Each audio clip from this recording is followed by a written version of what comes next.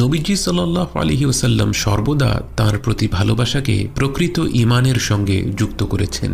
তিনি বলেছেন, তোমাদের মধ্যে কেউ ততক্ষণ পর্যন্ত সত্যিকারের মুমিন হতে পারবে না যতক্ষণ না আমি তার কাছে নিজের চেয়ে, তার পরিবারের চেয়ে, পিতা মাতা, সন্তান সন্ততি এবং সকল মানুষের চেয়ে বেশি প্রিয় হই। কিন্তু নবীজি সাল্লাল্লাহু আলাইহি ওয়াসাল্লাম কেন এমন কথা বললেন? তার কি আমাদের ভালোবাসার কোনো প্রয়োজন আছে? কখনোই না।